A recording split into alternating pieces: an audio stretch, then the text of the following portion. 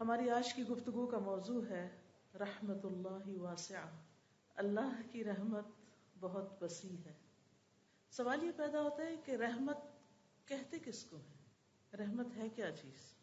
عام زبان میں رحمت کا لفظ استعمال ہوتا ہے دل کی نرمی کے لیے، دل کا نرم ہونا، کسی پر شفقت اور مہربانی کرنا۔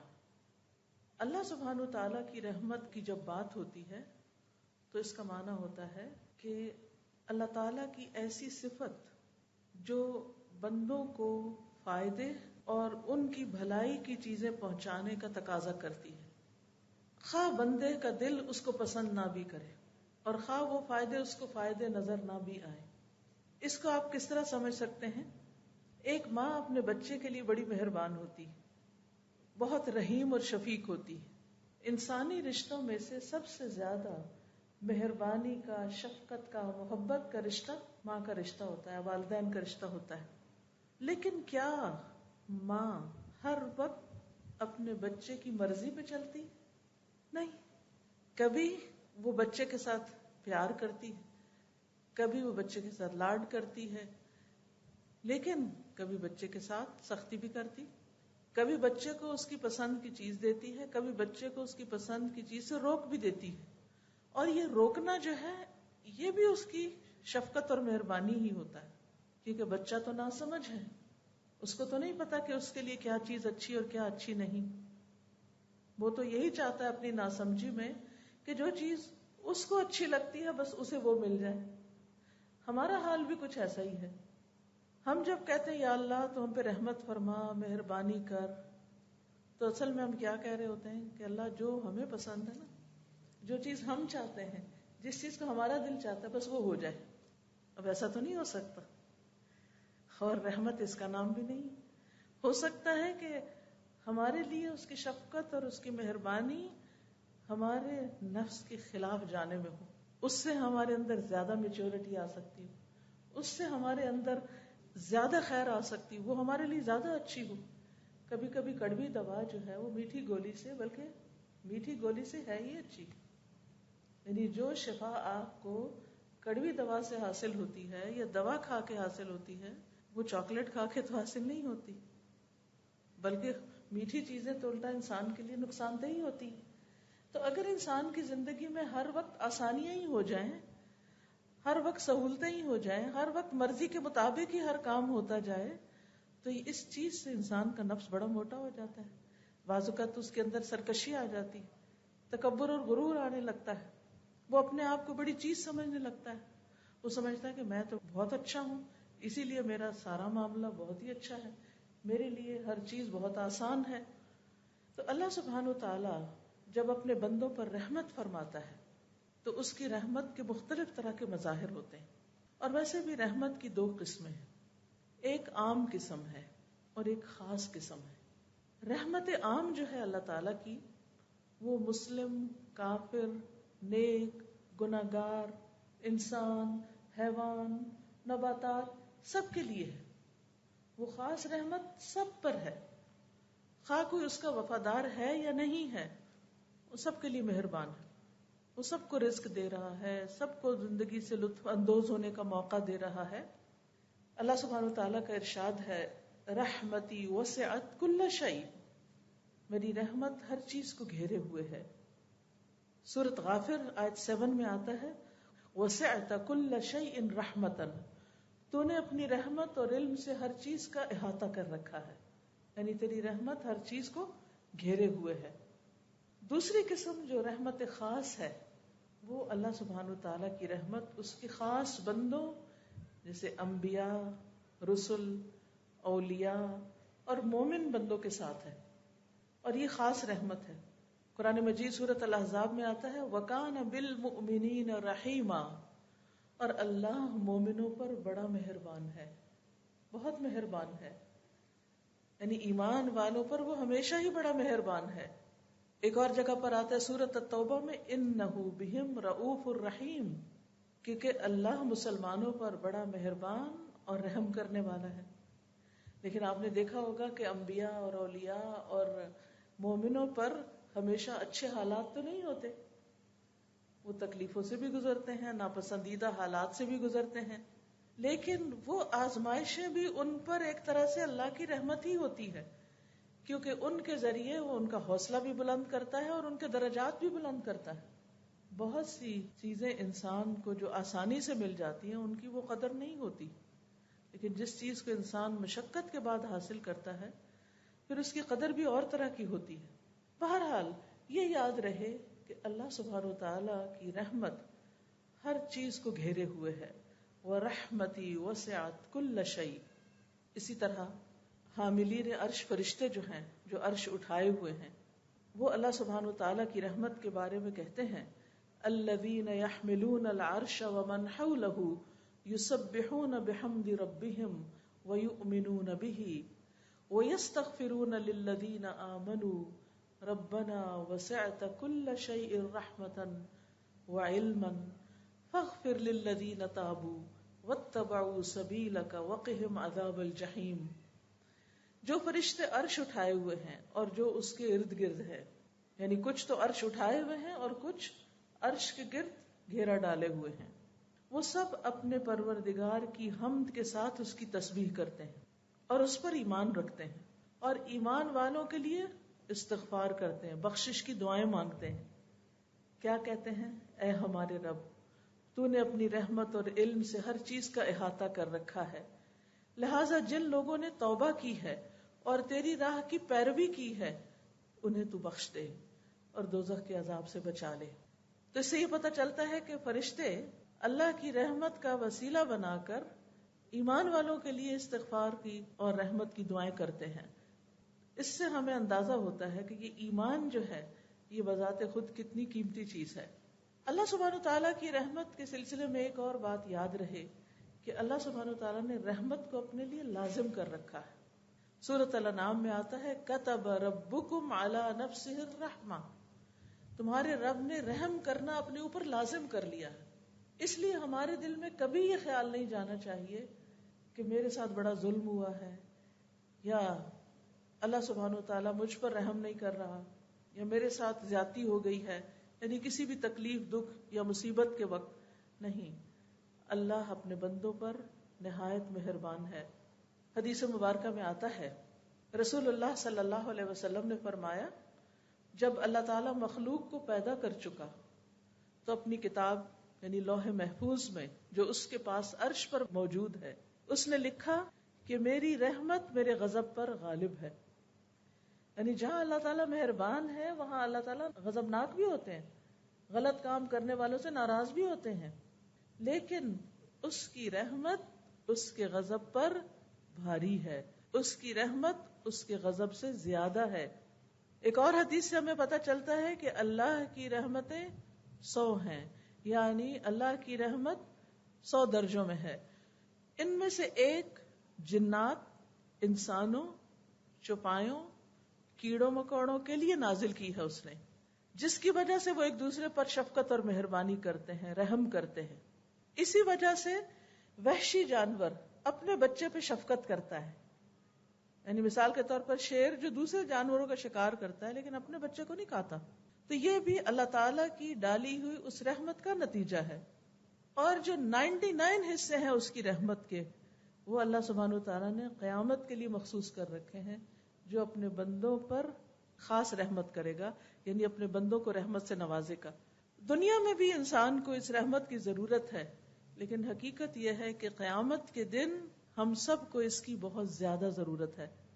اور یاد رکھیے کہ کوئی بھی شخص اللہ کی رحمت کے بغیر جنت میں جا ہی نہیں سکتا، کیونکہ ہم میں سے کوئی شخص عمل کے ساتھ جنت کی قیمت نہیں چکا سکتا.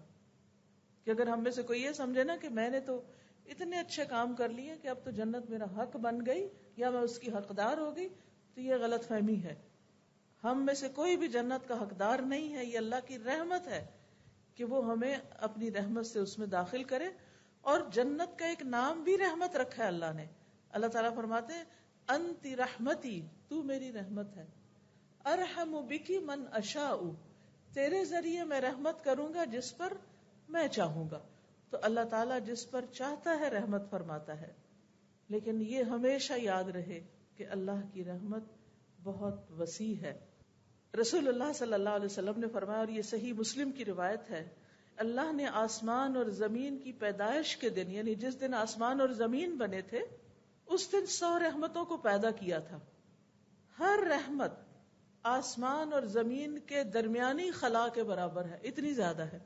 یعنی زمین سے لے کر آسمان تک یہ جو خالی جگہ آپ کو نظر آتی ہے، اس میں سے ہر رحمت، یعنی 100 جو رحمتیں ہیں ان میں سے ہر رحمت اتنی زیادہ ہے جس سے زمین سے آسمان تک کی ساری خلا بھر جائے.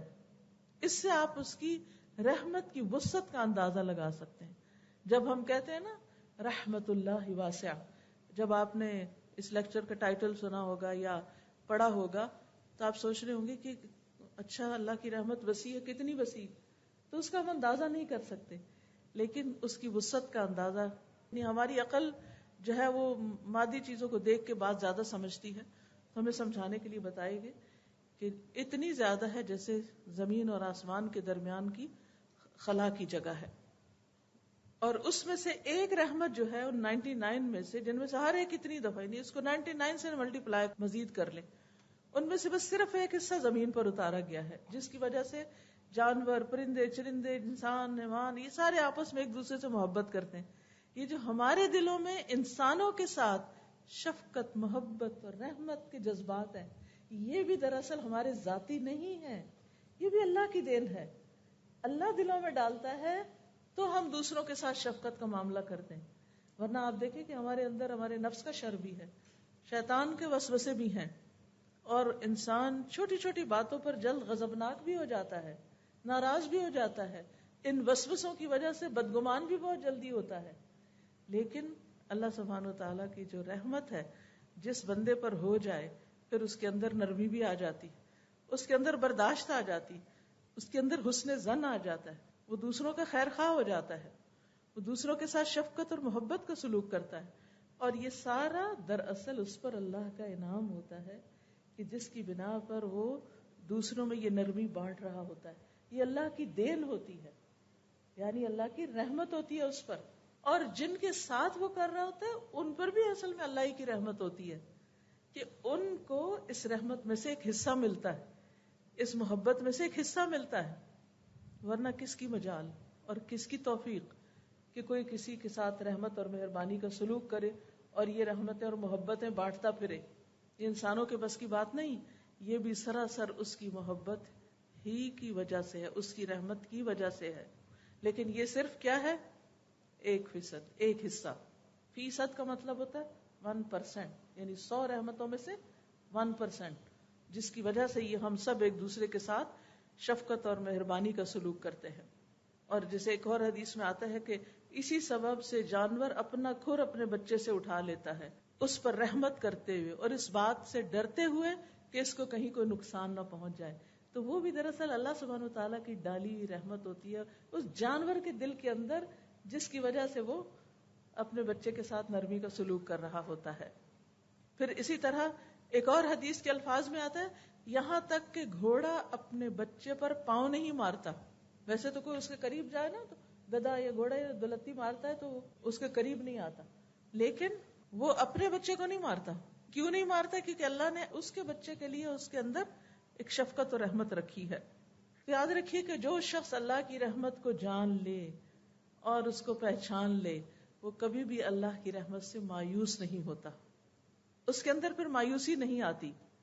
ابو ہریرہ کہتے ہیں کہ رسول اللہ صلی اللہ علیہ وسلم نے فرمایا، اگر مومن کو یہ علم ہو جائے کہ اللہ کے پاس سزا کیا ہے تو کوئی شخص اس کی جنت کی امید نہ رکھے، اور اگر کافر کو یہ معلوم ہو جائے کہ اللہ کے پاس رحمت کس قدر ہے تو کوئی بھی اس کی جنت سے مایوس نہ ہو. اس سے بھی اندازہ لگایا جا سکتا ہے کہ اللہ کی رحمت اگر اس کو انسان پہچان لے تو انسان کے اندر کتنی خوشی بھر جائے. پھر اسی طرح یہ ہے کہ اللہ سبحانہ و تعالیٰ کی رحمت جو ہے وہ قیامت کے دن جو ہوگی وہ اللہ کے نافرمانوں پر بھی ہوگی. اسی وجہ سے ان کی بخشش ہوگی. رحمت نہ ہو تو بخشش ہی نہیں ہو سکتی. جب ہم کہتے ہیں یا اللہ تو رحم کر دینا، اس کا مطلب ہے کہ ہم قابل تو نہیں بخشش کے، یہ جنت کے، لیکن تو ہم پر رحم فرما دینا. اسی لیے جو شخص لا الہ الا اللہ کہہ دیتا ہے اور اللہ کو مان لیتا ہے اگر اس کی ساری زندگی گناہوں میں گزرتی اور توبہ کیے بغیر مر جاتا ہے اور قیامت کے دن وہ جہنم میں چلا جاتا ہے، تو بھی جب اللہ تعالیٰ ان پر اپنی رحمت کا ارادہ کرے گا تو ان کو جہنم سے نکال لے گا اور انہیں جہنم میں بھی موت دے دے گا. پھر سفارش کرنے والے ان کی سفارش کریں گے اور وہ ہر آدمی اپنے دوستوں کو نکال کے لے جائے گا. یعنی جو نیک دوست جنت میں پہنچے ہوں گے وہ جہنم میں جانے والے اپنے دوستوں کو نکال لیں گے کہ جو جہنم کی تکلیف سے ایک طرح سے مر چکے ہوں گے. پھر اللہ سبحانہ و تعالیٰ ان لوگوں کو ایک خصوصی نہر میں، جس کا نام نہر حیا یا حیوان یا حیات یا نہر جنت ہوگا، یہ مختلف نام آتے ہیں اس نہر کے مختلف جگہوں پر، تو اس نہر میں وہ غسل کریں گے، اللہ ان کو اس میں ڈالے گا اور ایسے اگ آئیں گے جیسے سیلاب کے بہاؤ میں دانا اگاتا ہے، یعنی دوبارہ سے ان کے جسم ایک طرح سے پیدا ہوں گے. ایک اور حدیث سے پتہ چلتا ہے کہ ان کے جسموں پر جلنے کے نشان پھر بھی ہوں گے. جو جنت میں جائیں گے تو لوگ پہچان جائیں گے اور ان کو جہنمیون کے نام سے پہچانیں گے کہ یہ وہ لوگ ہیں جو جہنم میں جانے کے بعد جنت میں پہنچے، لیکن اتنے گناہ کر کے سزا بھگت کے پھر بھی جو جنت میں جائیں گے تو اللہ کی رحمت سے ہی جائیں گے، ورنہ اگر اللہ تعالیٰ رحمت نہ کرے تو وہیں پر ہی پڑے رہیں. تو ہم سب کو یہ بات یاد رکھنی چاہیے کہ اللہ سبحانہ وتعالیٰ کی رحمت تو بہت وسیع ہے، لیکن ہم اس کے لیے کیا کر رہے ہیں، ہم اس کی رحمت کو کتنا پکارتے ہیں. پھر اسی طرح آپ دیکھیں ایک حدیث میں آتا ہے کہ اللہ سبحانہ وتعالیٰ جب یعنی جنت والوں کو جنت میں بھیج دیں گے، جہنم والے جہنم میں چلے جائیں گے. پھر اسی طرح انبیاء علیہ السلام شفاعت کریں گے، محمد صلی اللہ علیہ وسلم شفاعت کریں گے اور کچھ لوگوں کو جہنم سے نکال لیا جائے گا. پھر مومنوں کی شفاعت ہوگی. جب سارے شفاعت کر چکیں گے تو اس کے بعد ارحم الراحمین کے علاوہ کوئی اور نہ بچے گا. فرشتے بھی شفاعت کر گئے، انبیاء نے بھی کر دی اور مومنوں نے بھی کر دی، سب نے اپنے اپنے شفاعت کے ذریعے لوگوں کو جہنم سے نکلوا لیا. اب صرف ارحم الراحمین باقی رہ گئے. آپ دیکھیں اللہ سبحانہ تعالیٰ کی صفت رحیم، رحمان اور پھر ارحم الراحمین، یعنی سب رحم کرنے والوں میں سے بڑھ کے رحم کرنے والا. اب کیا ہوگا، اللہ سبحانہ تعالیٰ ایک مٹھی بھر آدمیوں کو جہنم سے نکالیں گے. یہ وہ آدمی ہوں گے جنہوں نے کبھی کوئی بھلائی نہ کی ہوگی، جن کے اندر کوئی خیر نہیں ہوگی. یہ لوگ جل کے کوئلہ ہو چکے ہوں گے. اللہ تعالیٰ ان کو ایک نہر میں ڈالیں گے جو جنت کے دروازوں پر ہوگی، جس کو نہر الحیا کہا گیا، اور اس میں اتنی جلدی تر و تازہ ہوں گے جس طرح دانا پانی کے بہاؤ میں کوڑے کچرے کی جگہ پر اگ آتا ہے. یعنی وہ بظاہر دیکھنے میں وہ گندی سی چیز نظر آتی لیکن ایک دم اس میں سے گرین پودا نکل آتا ہے. تو ایسے ہی یہ بھی نکل آئیں گے موتیوں کی طرح چمکتے ہوئے. ان کی گردنوں میں سونے کے پٹے پڑے ہوئے ہوں گے جن کی وجہ سے پھر ان کو جنت والے پہچان لیں گے اور ان کے بارے میں کہیں گے کہ یہ اتقاء اللہ ہیں، یہ اللہ کے آزاد کردہ بندے ہیں جنہیں اللہ نے صرف اپنی رحمت کی بنا پہ بغیر کسی عمل کے جنت میں داخل کیا. بغیر کسی عمل کے وہ جنت میں داخل ہوں گے. لیکن اب سوال یہ پیدا ہوتا ہے کہ وہ کون خوش نصیب ہوں گے کہ جو اس مٹھی کے اندر آ جائیں گے اور وہ پھر آزاد ہو جائیں گے جہنم سے. تو اس سے آپ اندازہ لگائیں کہ اللہ سبحانہ وتعالیٰ ہمیں دنیا میں اپنی رحمت کی طرف دعوت دیتا ہے، جنت کی طرف بلاتا ہے. واللہ یدعو الی دار السلام، دار السلام کی دعوت دیتا ہے اللہ کہ سلامتی کے گھر کی طرف آ جاؤ. جہنم سے بچنے کی بات کرتا ہے. لیکن اس کے باوجود لوگ ہیں کہ اپنے نفس کے ہاتھوں مجبور ہو کر یا لوگوں اور سوسائٹی کے ہاتھوں مجبور ہو کر اللہ کو ناراض کرنے کے کام کرتے رہتے ہیں. پھر بھی اگر مرنے سے پہلے بھی توبہ کر لیں تو دروازہ کھلا ہے توبہ کا، یہ بھی اس کی رحمت ہے. اب دیکھیے ہمارے ساتھ کوئی 2 سے 4 دفعہ زیادتی کر جائے نا تو ہم معاف نہیں کرتے اس کو، ہم نہیں معاف کریں گے اس کو. چلے زبان سے بھی کہہ دینا معاف کیا، دل میں ضرور رکھیں گے. تو کہتے ہیں دل سے نہیں نکال پاتے، کیا کریں، ہم تو اتنے کمزور ہیں نا. لیکن دوسری طرف آپ دیکھیں کہ ارحم الراحمین جو ہے اللہ سبحانہ تعالیٰ جو ہے وہ کس طرح بندوں کو نکالتا ہے اس سے. وہ یہ نہیں چاہتا کہ بندے جہنم میں جلیں، وہ قطعاً نہیں یہ چاہتا. اس نے ہر دور میں پیغمبر بھیجے، لوگوں کو عقل دی، فطرت پہ پیدا کیا، ہر ایک کو مسلمان پیدا کیا، سارے اسباب مہیا کیے، سوچ سمجھ دی، کان آنکھ دل دیے کہ لوگ غور کریں، اپنے رب کو پہچانیں. لیکن سارے طریقوں کے باوجود اگر لوگ پھر بھی نہیں اس راستے پر آتے اور تب بھی وہ جہنم میں چلے جاتے ہیں تو اللہ سبحانہ تعالیٰ اپنی رحمت کے ساتھ ان کو وہاں سے بھی نکالے گا. اس سے اندازہ کریں کہ اللہ تعالیٰ کتنا مہربان ہے. اور یہ یاد رکھیے کہ ہم میں سے ہر شخص اللہ کی رحمت کا محتاج ہے. ہم سب کو اس کی ضرورت ہے، کیونکہ وَرَحْمَةُ رَبِّكَ خَيْرٌ مِّمَّا يَجْمَعُونَ، تیرے رب کی رحمت بہتر ہے ہر اس چیز سے جسے لوگ جمع کر رہے ہیں. یعنی کسی کے پاس سب کچھ بھی ہو دنیا میں جو وہ چاہتا ہے تو بھی کم ہے اس رحمت کے مقابلے میں جو اللہ کی طرف سے اس پر آتی ہے. کیونکہ انسان کو اس رحمت کی ہرس ہونی چاہیے، اس کی دعا کرنی چاہیے، اور اس کو حاصل کرنے کے لیے انسانوں کے ساتھ مہربانی کرنی چاہیے. کیونکہ ارحموا من فی الارض یرحمکم من فی السماء، تم ان پر رحم کرو جو زمین میں ہیں، تم پر وہ رحم کرے گا جو آسمانوں میں ہے. یعنی اگر تم چاہتے ہو کہ اللہ تم پر مہربان ہو، تم پر رحمت کرے، تو پھر تم کیا کرو؟ زمین والوں پر مہربانی کرو. وہ شعر بھی ہے نا، کرو مہربانی تم اہل زمین پر، خدا مہربان ہوگا عرش بری پر. یعنی اگر تم مہربانی کرو گے دوسروں کے ساتھ تو تم پر بھی رحم کیا جائے گا. لہذا جو انسان یہ چاہتا ہے کہ اس کو اللہ کی رحمت مل جائے، وہ اللہ کی رحمت پا لے، اسے چاہیے کہ وہ دوسروں کے ساتھ مہربان ہو جائے. پھر اسی طرح اللہ سبحانہ و تعالیٰ اگر رحمت کر دے تو کوئی روک نہیں سکتا، اور اگر اللہ اپنی رحمت بند کر دے تو کوئی اور دینے والا بھی نہیں ہے. قرآن مجید میں آتا ہے ما یفتح اللہ للناس من رحمت فلا ممسک لها وما یمسک فلا مرسل له من بعدہ وہو العزیز الحکیم. جو کچھ اللہ لوگوں کے لیے رحمت میں سے کھول دے اسے کوئی بند کرنے والا نہیں. یعنی جس پر اللہ اپنی رحمت نچھاور کر دے اسے کوئی روک نہیں سکتا، اور جو بند کر دے اس کے بعد اسے کوئی کھولنے والا نہیں. وہی سب پر غالب اور کمال حکمت والا ہے. یاد رکھیے یہ اللہ ہی کی رحمت ہے کہ ہم زندہ ہیں، یہ اللہ کی رحمت ہے کہ اس نے ہمیں مسلمان بنایا، یہ اللہ کی رحمت ہے کہ اس نے ہمیں قرآن دیا ہے. قل بفضل اللہ وبرحمتہ فبذلک فلیفرحوا هو خیر مما یجمعون. قرآن کا ملنا، قرآن کا سمجھنا، قرآن سے محبت کا ہونا، یہ سب بھی دراصل اللہ کی رحمت ہوئی ہے ہم پر کہ اس نے ہمیں اس راستے پر لگا دیا، کہ ہمیں اس کا شوق دے دیا کہ ہم اس کی کتاب کو پڑھیں. اور یہ بھی حقیقت ہے کہ یہ اللہ کی رحمت ہی ہے جو انسان کو گمراہی سے بچاتی ہے، جو انسان کو خسارے سے بچاتی ہے. کیونکہ ایک جگہ پر آتا ہے فلولا فضل اللہ علیکم ورحمتہ لکنتم من الخاسرین. اگر اللہ کا فضل اور اس کی رحمت نہ ہوتی تو تم خسارہ پانے والوں میں شامل ہو جاتے، یعنی تم نقصان سے بچ نہیں سکتے تھے. اسی طرح اللہ سبحانہ وتعالیٰ کی رحمت ہی ہے جو انسان کو اس کے اپنے نفس کے شر سے بچاتی. یعنی ہم میں سے ہر انسان کے اندر نفس ہے، اور نفس کا ایک شر بھی ہے. قرآن مجید میں آتا ہے وما ابرئ نفسی ان النفس لامارۃ بالسوء الا ما رحم ربی. یعنی انسان اپنے نفس کے شر سے بھی کب بچ سکتا ہے؟ جب اللہ کی رحمت ہوتی. اسی لیے فلا تزکوا انفسکم، اپنے آپ کو پاکیزہ مت کہو.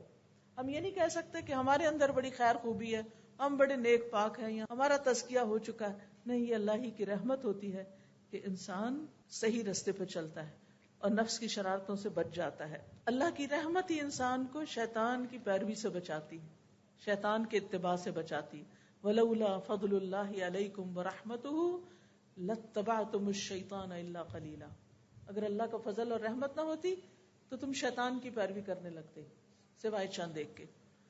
تو دنیا آخرت کے نقصان سے بھی اللہ کی رحمت بچاتی ہے، شیطان سے بھی، نفس کے شر سے بھی. پھر اسی طرح گناہوں سے بھی انسان اللہ کی رحمت سے ہی بچتا ہے. ہمارے اندر کوئی کمال نہیں، کوئی طاقت نہیں. یعنی کبھی کوئی تعریف بھی کرے نا کہ آپ تو بڑے نیک ہیں اور آپ نے تو سارے غلط کام چھوڑ دیے، تو آپ سوچا کریے تو اللہ کی رحمت ہوئی. اگر میں کچھ واقعی کر رہی ہوں تو ہم سمجھتے ہو کہ کچھ ہو رہا ہے تو یہ صرف اس کی رحمت سے ہی ہو رہا ہے. میرے اندر کوئی کمال نہیں ہے، اس میں میرا کچھ نہیں ہے، یہ اس نے مہربانی کی ہے مجھ پر. پھر اسی طرح گھروں کے اندر آپس میں محبت، اتفاق، سلوک، اور آپس میں لوگوں کا ایک دوسرے کے ساتھ اچھا سلوک کرنا، یہ بھی دراصل اللہ کی رحمت ہی ہوتی ہے. کیونکہ انسانوں کے اندر اختلاف تو ہوتا ہی ہے. وَلَا يَزَالُونَ مُخْتَلِفِينَ إِلَّا مَنْ رَحِمَ رَبُّكَ. لوگ ہمیشہ آپس میں اختلاف کرتے رہیں گے مگر جس پر تیرے رب کی رحمت ہو جائے. جس پہ رب کی رحمت ہو جائے ان لوگوں کے اندر موافقت ہو جاتی ہے، آپس میں محبتیں ہو جاتی ہیں، آپس میں ایک دوسرے کی کیئر اور ایک دوسرے کے بارے میں کنسرن ہوتا ہے انسان کے اندر پھر. اور یہ بھی اللہ کی رحمت ہوتی. یاد رکھیے اللہ کی رحمت ہی کی وجہ سے اخلاق بھی اچھے ہوتے ہیں. نبی صلی اللہ علیہ وسلم کے بارے میں آتا ہے قرآن مجید میں فبما رحمت من اللہ لنت لہم، اللہ کی رحمت کی وجہ سے ہی آپ ان کے لیے مہربان ہیں. یعنی یہ آپ پر اللہ کی رحمت ہے کہ آپ ان کے ساتھ نرم ہیں، مہربانی کا اچھا سلوک کرتے ہیں. وَلَوْ كُنْتَ فَظًّا غَلِيظَ الْقَلْبِ لَانفَضُّوا مِنْ حَوْلِكَ، اگر آپ سخت دل ہوتے، تند مزاج ہوتے اور سنگ دل ہوتے تو یہ آپ کے آس پاس سے چھٹ جاتے. تو نبی صلی اللہ علیہ وسلم کے اندر بھی جو رحمت تھی وہ دراصل اللہ ہی کی دی ہوئی تھی. فَبِمَا رَحْمَةٍ مِّنَ اللَّهِ لِنْتَ لَهُمْ. اور اگر کوئی لیڈر اپنے فالوورز کے ساتھ مہربان ہوتا ہے تو وہ بھی دراصل اللہ ہی کی رحمت کے ساتھ ہوتا ہے. یہ اللہ ہی کی رحمت ہوتی ہے کہ جس میں سے اس کو حصہ مل جاتا ہے، اور جس کو نرمی میں سے حصہ مل گیا اس کو تو بہت بڑی خیر مل گئی. ان گھرانوں کے اندر تو بہت اللہ کی رحمتیں ہو گئیں. پھر اسی طرح آپ دیکھیں کہ اللہ کی رحمت انسان کو دنیا میں بھی ہمارے گناہوں کے باوجود بہت سی مصیبتوں سے بچاتی، اور آخرت میں بھی انسان اللہ ہی کی رحمت کا محتاج ہوگا. یوم لا یغنی مولا عن مول شیئا ولا هم ینصرون الا من رحم اللہ. جس دن کوئی دوست اپنے دوست کے کچھ کام نہ آئے گا اور نہ انہیں کہیں سے مدد ملے گی مگر جس پر اللہ نے رحم کر دیا. یعنی انسانوں کے کام نہیں آ سکیں گے، اللہ کی رحمت ہی پار لگائے گی. یہ بات بھی ہمیں اچھی طرح سمجھ آنی چاہیے. اور اللہ کی رحمت ہی قیامت کے دن انسان کو تکلیفوں اور مصیبتوں سے بچائے گی. وَمَن تَقِ السَّيِّئَاتِ يَوْمَئِذٍ فَقَدْ رَحِمْتَ. اس دن جس کو تو نے برائیوں کے برے انجام سے بچا لیا اس پر تو نے دراصل رحم کر دیا. اور اللہ ہی کی رحمت انسان کو جنت میں لے جانے والی ہے. نبی صلی اللہ علیہ وسلم نے فرمایا کسی شخص کا عمل اسے جنت میں داخل نہیں کر سکتا. صحابہ نے عرض کیا یا رسول اللہ صلی اللہ علیہ وسلم آپ کا بھی نہیں؟ آپ نے فرمایا نہیں میرا بھی نہیں، سوائے اس کے کہ اللہ اپنے فضل اور رحمت سے مجھے نوازے. اب جب انسان کو یہ احساس ہوتا ہے نا کہ جو کچھ بھی ہے دنیا کی خیر یا آخرت کی سب اللہ سبحانہ وتعالیٰ کی رحمت سے، تو پھر انسان اللہ سبحانہ وتعالیٰ کے ساتھ ایک تعلق قائم کرتا ہے. وہ سب سے بڑھ کر اللہ کی طرف لپکتا ہے کیونکہ سب کچھ دینے والا تو وہی ہے. اسی نے ہماری مادی ضروریات بھی پوری کی اور جذباتی اور روحانی اور ہر طرح کی، اور جو بھی نعمت ہے فما بکم من نعمت فمن اللہ. تمہارے پاس کوئی بھی جو نعمت ہے وہ اللہ کی طرف سے. اگر یہ ذہانت ہے یا عقل ہے یا سمجھ ہے یا علم ہے یا اچھا گھرانہ اللہ نے دیا، اچھے ماں باپ دیے، اچھے بہن بھائی دیے، اچھا ماحول دیا، دین کی سمجھ، سب اس کی طرف سے، اسی کی رحمت. تو یہ چیز انسان کے اندر جب آ جاتی ہے تو پھر انسان اللہ کا شکر گزار ہوتا ہے، اللہ کی طرف رجوع کرتا ہے، اللہ کے ساتھ اپنا تعلق درست کر لیتا ہے. اسی طرح آپ دیکھیے کہ اگر انسان اللہ کی رحمت کو سمجھنا چاہے تو کائنات پر بھی غور و فکر کرے. بارشوں کا برسنا، مردہ زمین کا زندہ ہونا، یہ زمین کا نباتات اگانا، یہ سب کا سب اللہ کی رحمت اور اس کی وجہ سے ہے. پھر رزق کے اسباب آسان ہونا، یہ بھی اللہ ہی کی رحمت ہے. پھر اسی طرح نعمتوں کی کثرت، یہ سب بھی اللہ کی رحمت ہے. اندھیروں سے روشنی کی طرف لانا، بندے کو ہدایت کا انتظام کرنا، یہ بھی اللہ تعالیٰ ہی کی رحمت ہے. پھر بندوں کے اعمال کی حفاظت کرنا، جیسے وما کان اللہ لیضیع ایمانکم ان اللہ بالناس لرؤوف الرحیم.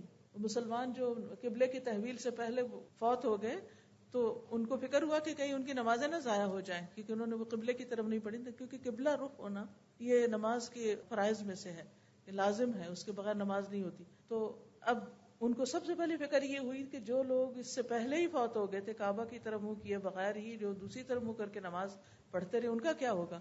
اللہ تعالیٰ فرماتے ہیں اللہ تمہارے ایمان یعنی تمہاری نمازوں کو ضائع نہیں کرے گا، کیونکہ ان اللہ بالناس لرؤوف الرحیم. تو ہمارے اعمال کی حفاظت اور ان پر جزا اور پھر دعاؤں کی قبولیت، یہ سب بھی اللہ کی رحمت ہی ہے.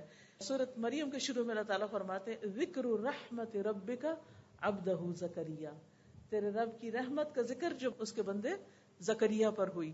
کیا اذ نادى ربه نداء خفیا قال رب انی وهن العظم منی واشتعل الرأس شیبا ولم اکن بدعائک رب شقیا. جو اس کی رحمت سے امید رکھتے تھے تو اسی لیے ان کے اندر مایوسی نہیں آتی تھی. تو اللہ سبحانہ وتعالیٰ اس دعا کی قبولیت کو اپنی رحمت بتاتے ہیں. پھر اسی طرح یہ اللہ کی رحمت ہوتی ہے کہ اللہ تعالیٰ ایمان والوں کی حفاظت کرتا ہے اور ایمان والوں کی اولاد کی بھی حفاظت کرتا ہے. سورۃ کہف میں جو ایک نیک والدین جو فوت ہو چکے تھے اور ان کے بچے یتیم تھے، ان کے مال کی حفاظت اللہ نے کس طرح کی. خضر علیہ السلام وہاں گئے اور انہوں نے وہاں اس کے اوپر ان کے خزانے پر دیوار بنا دی. جب موسیٰ علیہ السلام نے پوچھا کہ اس بستی والوں نے تو آپ کو کھانا بھی نہیں دیا اور آپ نے ان کے بچوں کی دیوار بنا دی، تو انہوں نے کیا کہا کہ میں نے اپنی مرضی سے نہیں کیا، یہ دراصل کیا تھا، یہ اللہ کی رحمت تھی، رحمت من ربک. تو بات یہ ہے کہ اللہ سبحانہ وتعالیٰ کی یہ خاص رحمت ہوتی ہے کہ جس کی وجہ سے وہ غیر محسوس طریقے سے بندوں کی مدد کرتا ہے اور ان کو بخش دیتا ہے، ان کی غلطیوں سے درگزر کرتا ہے. لیکن اب سوال یہ پیدا ہوتا ہے کہ ہم اللہ کی رحمت کو کیسے حاصل کریں، اپنی طرف کیسے متوجہ کریں، ہم کیا کام کریں کہ جس سے اللہ کی رحمت آئے ہم پر. اس میں سب سے پہلی چیز ایمان ہے. ایمان لانا اور ایمان کو درست رکھنا اور ایمان پر جم کے رہنا، ایمان کی مضبوطی، یہ انسان کو اللہ کی رحمت کا مستحق بناتا ہے. قرآن مجید سورۃ النساء میں اللہ تعالیٰ فرماتے ہیں فَأَمَّا الَّذِينَ آمَنُوا وَاعْتَصَمُوا بِهِ فَسَيُدْخِلُهُمْ فِي رَحْمَةٍ مِّنْهُ. اب جو لوگ اللہ پر ایمان لے آئے اور انہوں نے کتاب کو مضبوطی سے تھاما، وَاعْتَصَمُوا بِهِ، یا اللہ کو اپنا سہارا بنایا، فَسَيُدْخِلُهُمْ فِي رَحْمَةٍ مِّنْهُ، وہ اپنی طرف سے ان کو رحمت سے نوازے گا، ان کو اپنی رحمت میں داخل کرے گا. پھر اسی طرح توحید پر جمے رہنا. جب کچھ بچے ایک بستی سے نکل کر غار کی طرف گئے تھے اپنے ایمان کو بچانے کے لیے، تو انہوں نے کیا کہا تھا، فَأْوُوا إِلَى الْكَهْفِ يَنشُرْ لَكُمْ رَبُّكُمْ مِنْ رَحْمَتِهِ، کہ تم اس غار کی طرف پناہ لے لو، اللہ تم پر اپنی رحمت نازل فرمائے گا، رحمت نچھاور کر دے گا، رحمت کھول دے گا. تو اس سے بھی یہ پتہ چلتا ہے کہ جب انسان ایمان پر استقامت اختیار کرتا ہے، پختگی اختیار کرتا ہے، تو اس پر بھی اللہ کی رحمت ہوتی ہے. پھر اسی طرح جو شخص اللہ کے عذاب سے ڈرتا ہے اس پر اللہ کی رحمت ہوتی ہے، کیونکہ اللہ کے عذاب سے ڈرنا ہم سب کے لیے ضروری ہے. یعنی رحمت ہمیں اللہ کے عذاب سے بے خوف نہ کر دے. یعنی جتنی بھی اللہ کی رحمت ہے لیکن اس کا جو عذاب ہے اس سے ڈرنا چاہیے اور اپنے گناہوں سے ڈرنا چاہیے. تو جو انسان ڈرتا رہتا ہے نا اس پر اللہ کی رحمت ہو جاتی ہے. پھر اسی طرح اللہ سے دعائیں کرنا، وَادْعُوهُ خَوْفًا وَطَمَعًا إِنَّ رَحْمَتَ اللَّهِ قَرِيبٌ مِّنَ الْمُحْسِنِينَ. اللہ کی رحمت قریب ہے محسنین کے. یعنی جب انسان کوئی نیک کام کرتا ہے اور پھر دعا کرتا ہے تو اس کی دعا قبول ہوتی ہے، اس پر اللہ کی رحمت آتی ہے. پھر اللہ اور اس کے رسول کی اطاعت کرنے والوں پر اللہ کی رحمت آتی ہے. وَأَطِيعُوا اللَّهَ وَأَطِيعُوا الرَّسُولَ لَعَلَّكُمْ تُرْحَمُونَ. اور اللہ کی اطاعت کرو اور اس کے رسول کی اطاعت کرو تاکہ تم رحم کیے جاؤ، تم پہ رحم کیا جائے. پھر اسی طرح قرآن کو پڑھنا اور اس پر عمل کرنا. قرآن مجید میں آتا ہے وَهَذَا كِتَابٌ أَنزَلْنَاهُ إِلَيْكَ مُبَارَكٌ فَاتَّبِعُوهُ وَاتَّقُوا لَعَلَّكُمْ تُرْحَمُونَ. پھر قرآن کو غور سے سننا، یعنی مبارک کتاب کی پیروی کرنا، اللہ سے ڈرنا رحمت لاتا ہے. پھر جو شخص فَإِذَا قُرِئَ الْقُرْآنُ فَاسْتَمِعُوا لَهُ وَأَنصِتُوا لَعَلَّكُمْ تُرْحَمُونَ. جب قرآن پڑھا جا رہا ہو تو چپ ہو جاؤ، غور سے سنو تاکہ تم پہ رحم کیا جائے. یعنی یہ چیز بھی اللہ کی رحمت کو لاتی. یعنی جب ایک بندہ اللہ کے کلام کی طرف متوجہ ہوتا ہے، لیکن کتنی دفعہ ایسا ہوتا ہے تلاوت لگی ہوتی ہے اور ہماری باتیں نہیں ختم ہوتی. پھر اسی طرح یہ ہے کہ اپنے فرائض ادا کرنا، فرائض کی ادائیگی رحمت کا سبب بنتی ہے. نیک عمل، فَأَمَّا الَّذِينَ آمَنُوا وَعَمِلُوا الصَّالِحَاتِ فَيُدْخِلُهُمْ رَبُّهُمْ فِي رَحْمَتِهِ ذَلِكَ هُوَ الْفَوْزُ الْمُبِينُ. رہے وہ لوگ جو ایمان لائے اور انہوں نے نیک عمل کیے، اللہ انہیں اپنی رحمت میں داخل کرے گا. یہی کھلی کامیابی ہے. تو نیک اعمال جو ہے وہ اللہ کی رحمت کا ذریعہ بنتے ہیں. اور نیک اعمال میں سب سے پہلے نماز آتی ہے. حدیث میں آتا ہے کہ جب تم میں سے کوئی شخص نماز کے لیے کھڑا ہوتا ہے تو اللہ کی رحمت اس کی طرف متوجہ ہو جاتی ہے. سبحان اللہ. یعنی نماز سب سے بہترین ذریعہ ہے اللہ کی رحمت کو اپنی طرف متوجہ کرنے کا. اسی وجہ سے ہم دیکھتے ہیں کہ نبی صلی اللہ علیہ وسلم جب ان پر کوئی تکلیف آتی تو وہ کیا کرتے تھے، کوئی پریشانی آتی تھی تو کیا کرتے تھے، فوراً نماز کی طرف دوڑتے تھے. فزع الی الصلاۃ، تاکہ اللہ کی رحمت کو متوجہ کر سکیں. پھر اسی طرح نوافل پڑھنا، خصوصاً عصر سے پہلے کی 4 رکعتیں. ان کے بارے میں حدیث میں آتا ہے رحم اللہ امرأ صلی قبل العصر 4. اللہ اس شخص پر رحمت فرمائے جو عصر سے پہلے 4 رکعتیں پڑھے. اب یہ نہ تو فرض ہے نہ ہی سنت مؤکدہ ہے، لیکن اگر کوئی شخص پڑھتا ہے تو اللہ کی رحمت کو اپنی طرف متوجہ کرتا ہے. اسی طرح رات کا قیام اور گھر والوں کو نماز کے لیے جگانا، تو جگانے والا شوہر ہو یا بیوی ہو، اس کے بارے میں حدیث میں آتا ہے اللہ اس شخص پہ رحم کرے. جو رات کو اٹھے اور نماز پڑھے اور اپنی بیوی کو جگائے، اور اللہ اس عورت پر رحم کرے جو اٹھے اور نماز پڑھے اور پھر شوہر کو بھی جگائے۔ اس سے یہ پتہ چلتا ہے کہ اپنے گھر والوں کو نیکی کا حکم دینا، ان کو نیکی میں تعاون دینا اور ان کو نیکی کے راستے پر لگانا، یہ بھی رحمتیں لاتا ہے۔ پھر نماز کے بعد مصلی پہ بیٹھے رہنا، ذکر اذکار کرنا، دعا کرنا، یہ بھی اللہ کی رحمت کا سبب بنتا ہے۔ اور ایسے شخص کے لیے جب تک اس کا وضو نہ ٹوٹے اور وہ ذکر کرتا رہے، فرشتے دعا کرتے ہیں، کہتے ہیں اللہم اغفر لہ ورحمہ، اللہ اس کی بخشش فرما، اللہم ارحمہ، اللہ اس پہ رحم فرما، یعنی فرشتے اس کے لیے رحمت کی دعائیں کرتے ہیں۔ پھر اسی طرح اللہ کے راستے میں نکلنا، اللہ کے راستے میں ہجرت کرنا، دین کے کام کے لیے نکلنا، وہ لوگ بھی اللہ کی رحمت کے امیدوار ہیں۔ پھر اسی طرح جان و مال سے اللہ کے راستے میں جہاد کرنا، اللہ کا قرب پانے کے لیے صدقہ کرنا، یہ جو صدقہ ہے یہ بھی اللہ کی رحمت کو متوجہ کرتا ہے، قرب الہی کا ذریعہ ہوتا ہے۔ پھر اسی طرح اللہ کا ذکر، کیونکہ نبی صلی اللہ علیہ وسلم نے مسلمان خواتین کو اپنے دور کی فرمایا اپنے اوپر لا الہ الا اللہ تسبیح اور تقدیس لازم کر لو، غافل نہ رہا کرو کہ رحمت الہی کو فراموش کر دو، یعنی تمہارا ذکر کرنا ایک طرح سے رحمت لاتا ہے، تو اگر تم نے اس کو چھوڑ دیا تو رحمت کو بھول جاؤ گی۔ اکٹھے ہو کر مل بیٹھ کر قرآن کا پڑھنا پڑھانا، ذکر کا کرنا، یہ بھی اللہ کی رحمت لاتا ہے۔ لا يقعد قوم يذكرون الله عز وجل الا حفتهم الملائکہ وغشیتهم الرحمہ، جو لوگ اللہ کے ذکر کے لیے بیٹھے ہوتے ہیں فرشتے انہیں گھیر لیتے ہیں، رحمت انہیں ڈھانپ لیتی ہے۔ پھر اسی طرح استغفار کرنا، لولا تستغفرون اللہ لعلکم ترحمون، پھر توبہ اور اصلاح کرنا، مصیبتوں پر صبر کرنا، انا للہ و انا الیہ راجعون پڑھنا، اولئک علیہم صلوات من ربہم ورحمہ، جو انا للہ پڑھتا ہے اور تکلیف کے وقت صبر کرتا ہے، اس پر رب کی نوازشیں ہوتی ہیں، رب کی رحمت آتی ہے اور رب اس کو تھام لیتا ہے۔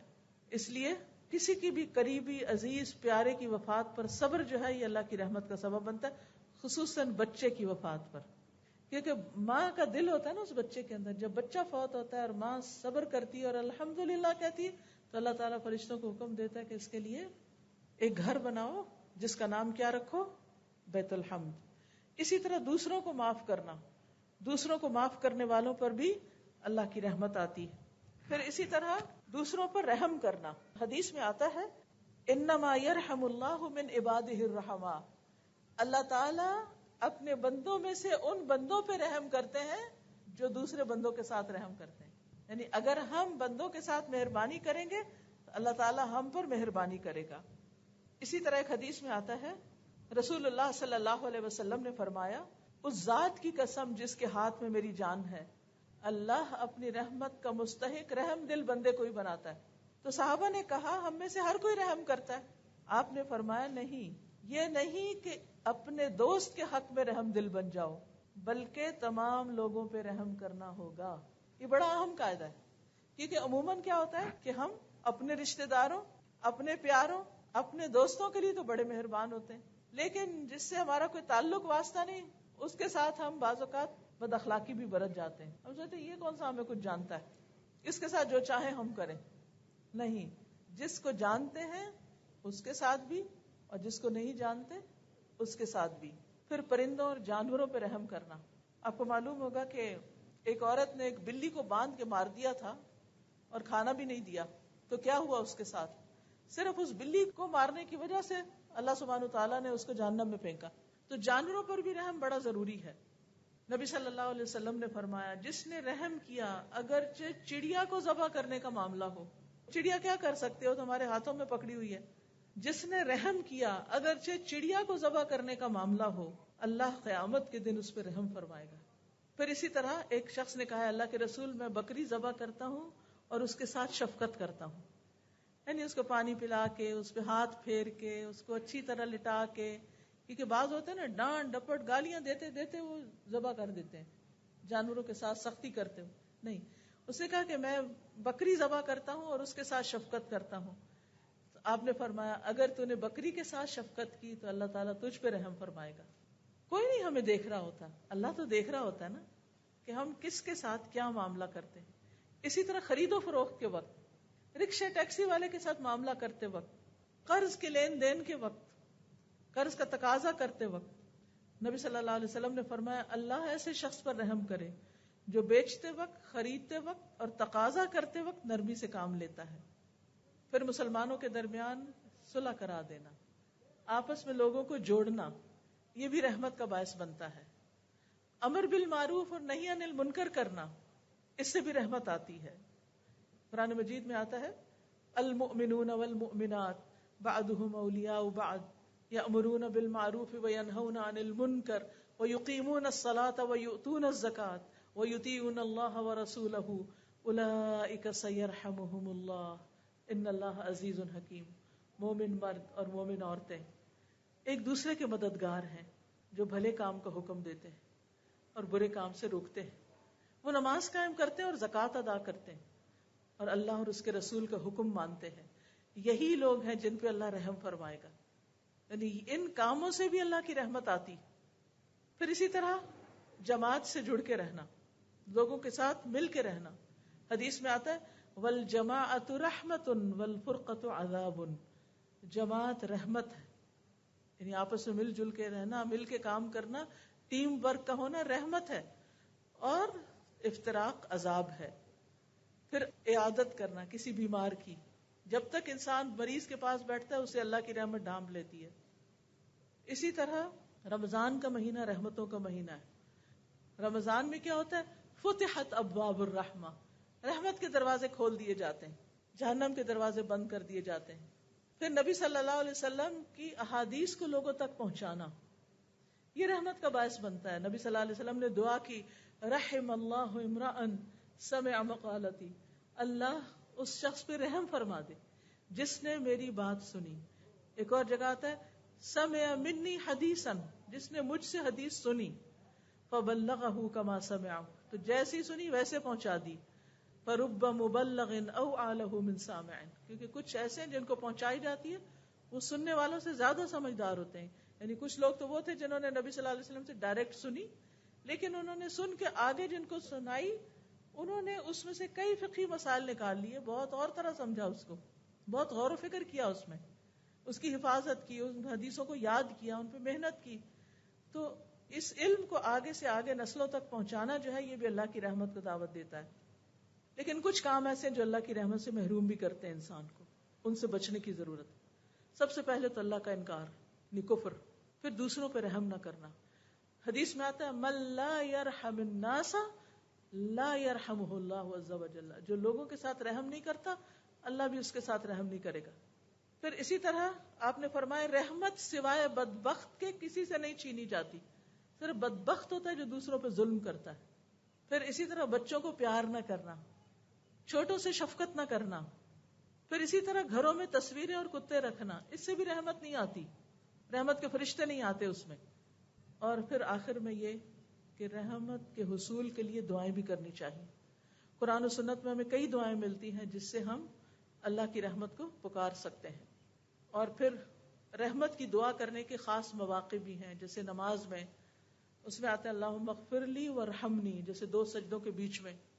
اسی طرح صبح و شام کے اذکار میں بستر پر لیٹتے ہوئے ان امسکت نفسی فرحمہا، پھر مجلس میں بیٹھ کے مشکل حالات میں نبی صلی اللہ علیہ وسلم یہ کثرت سے پڑھتے تھے یا حی یا قیوم برحمتک استغیث۔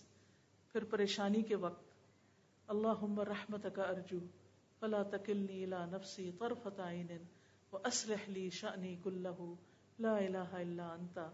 پھر اسی طرح قرض کی ادائیگی کے لیے دعا، اس میں بھی رحمت کہ اللہ مجھ پہ رحم فرما۔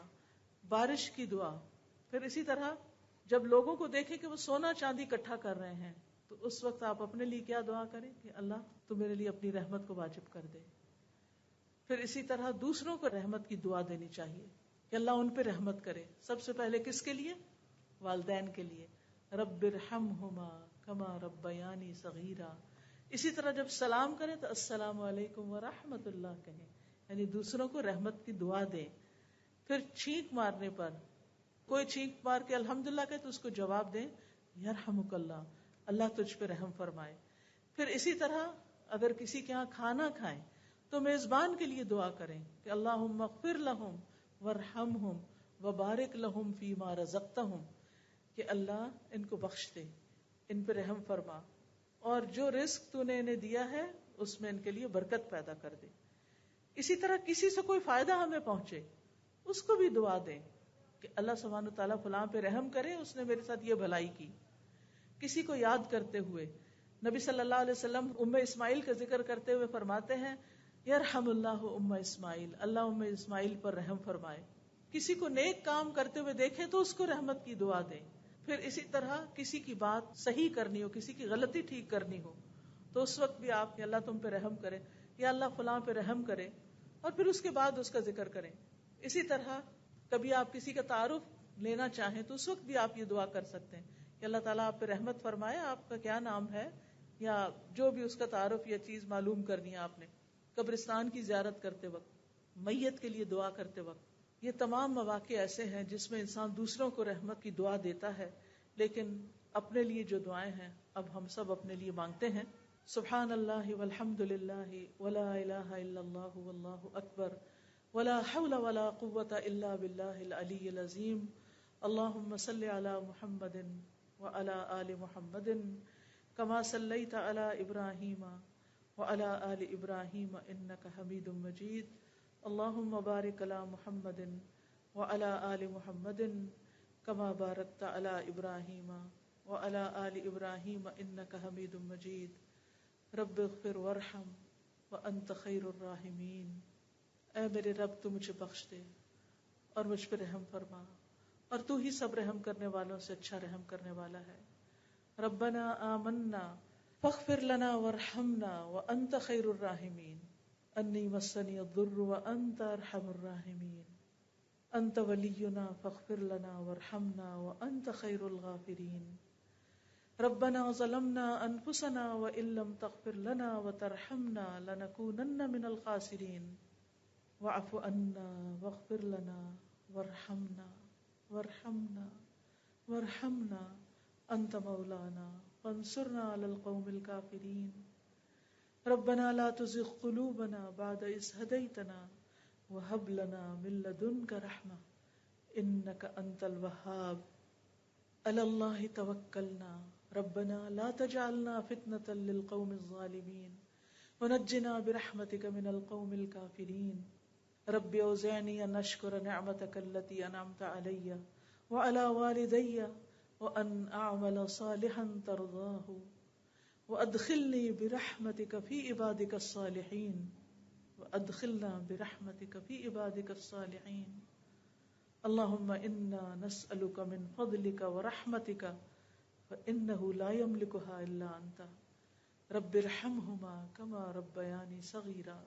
یا حی یا قیوم برحمتک نستغیث۔ اللہ ہمارے سارے بیماروں کو صحت عطا فرما، اللہ ہمارے والدین کی بخشش فرما، اللہ ہم سب پر رحمت نازل فرما، ہم سب کی مشکلات آسان فرما، دنیا اور آخرت کی مشکلات اللہ تو اپنی رحمت سے ہمیں جنت الفردوس میں جگہ عطا فرمانا۔ یا اللہ ہمارے گھرانوں میں آپس میں اتحاد، اتفاق اور محبتیں پیدا کر دے، اور ایک دوسرے پر مہربانیاں کرنے کی توفیق عطا فرما۔ اللہ ہمارے دلوں کو نرم کر دے اور ہمیں دوسروں کا خیر خواہ بنا دے۔ اللہ ہمارے رزق روزی میں، حلال روزی میں برکت عطا فرما، اور ہم سب کو حرام سے بچا۔ یا رب العالمین ہمارے بچوں پہ رحم فرما، یا اللہ انہیں ہدایت عطا فرما، انہیں نیک رستے پر چلا۔ یا اللہ جتنے بھی لوگ یہاں آئے ہیں اللہ ان سب پر رحمت فرما۔ اللہ جنہوں نے اس مجلس کا اہتمام کیا ہے ان پر اپنی رحمت نازل فرما۔ اللہ ہم سب تیری رحمت کے فریادی ہیں، اللہ ہم سب تیری رحمت کے محتاج ہیں، اور تیری رحمت کے بغیر ایک قدم بھی نہیں اٹھا سکتے۔ یا رب تو ہم پہ رحمت فرما اور ہمیں ایمان والی، صحت والی زندگی عطا فرما، تاکہ ہم تیری اچھی سی عبادت کر سکیں اور اپنی زندگی کا مقصد پورا کر سکیں، احسن عمل لے کے واپس لوٹیں۔ اللہ ہمیں نیکیوں پر استقامت عطا فرما۔ ربنا تقبل منا انك انت السميع العليم وتب علينا انك انت التواب الرحيم وصلى الله تعالى على خير خلقه محمد وعلى آله واصحابه واهل بيته اجمعين برحمتك يا ارحم الراحمين۔